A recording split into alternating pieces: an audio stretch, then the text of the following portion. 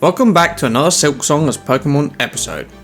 The first design of the day is going to be a regional Honedge line based on the Forge Brothers.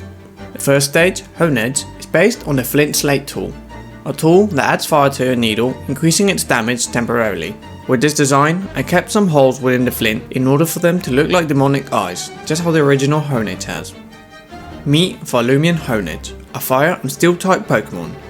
In this region, its sheath is made out of flint, which makes its blade heat up when unsheathing, enhancing its attacks and allowing it to burn its target.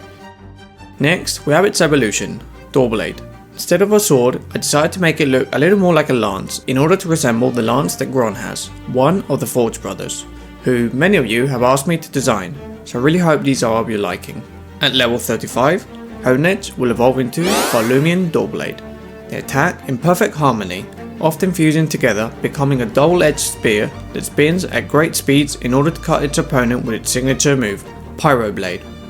This move is essentially a fire-type gyro ball and a reference to Cygnus throwing its lance at you.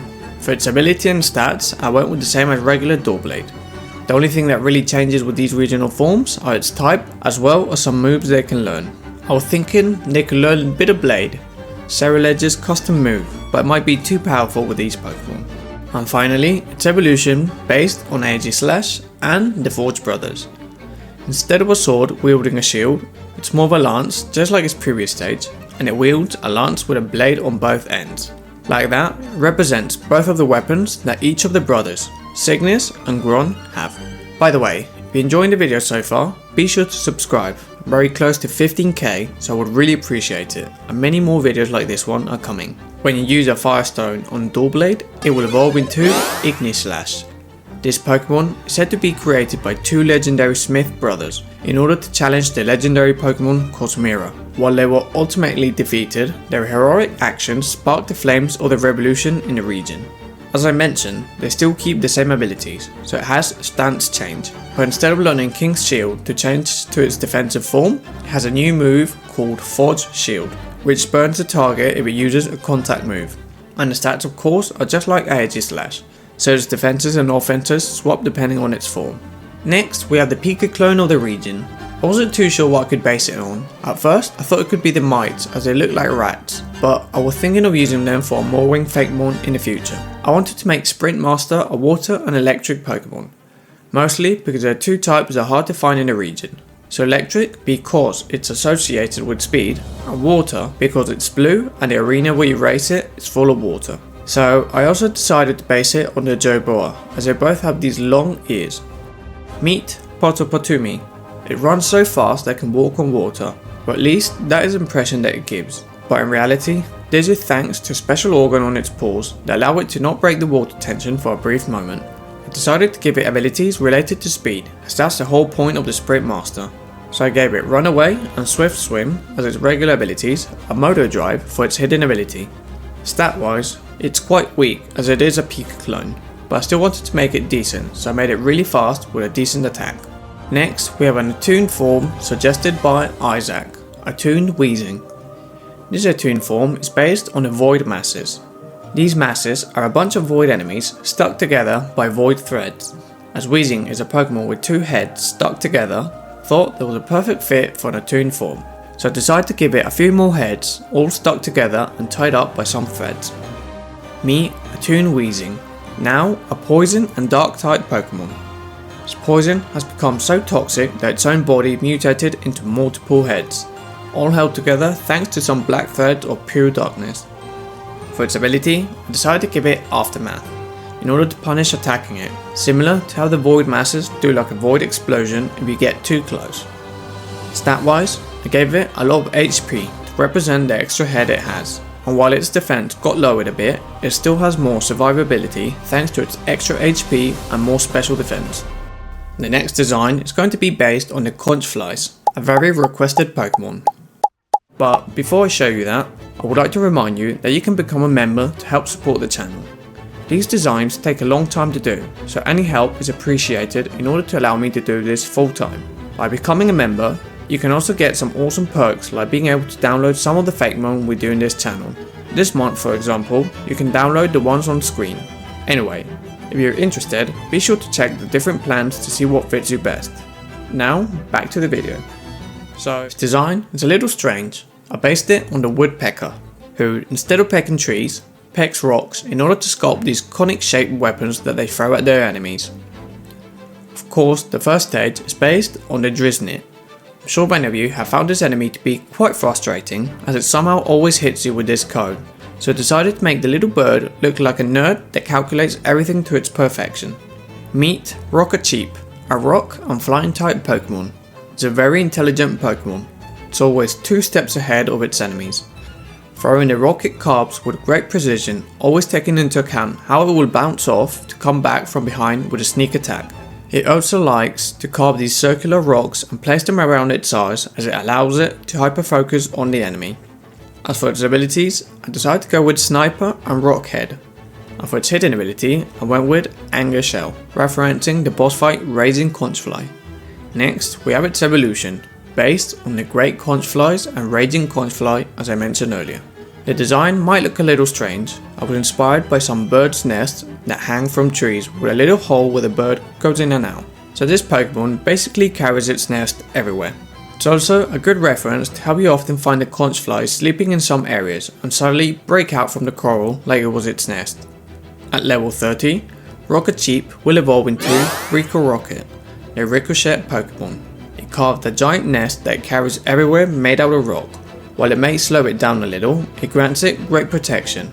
It's shaped like a screw, allowing it to spin really fast to dig tunnels and surprise its enemies.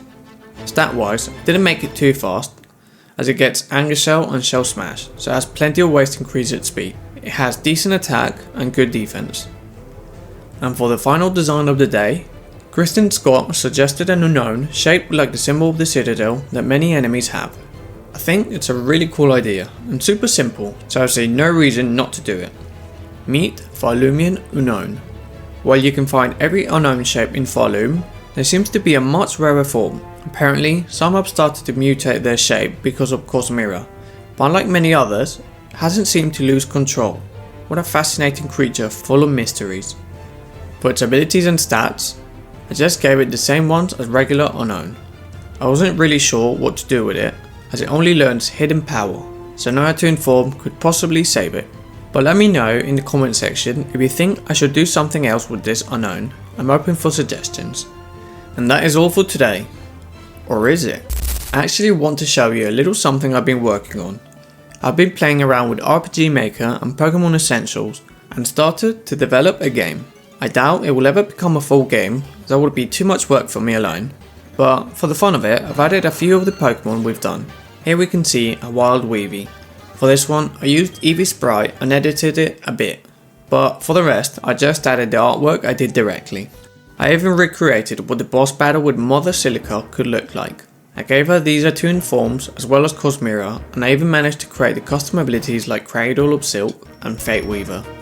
It's been a lot of fun, so you can probably expect to see more in the future, and who knows what else. Anyway, I'll leave the rest of the fight for those of you who want to see it, and in the meantime, I would like to thank my members Redclaw87, Jonathan Kant, Pokédex Fillers, and Polixo Plays for helping support the channel. Enjoy, and don't forget to subscribe.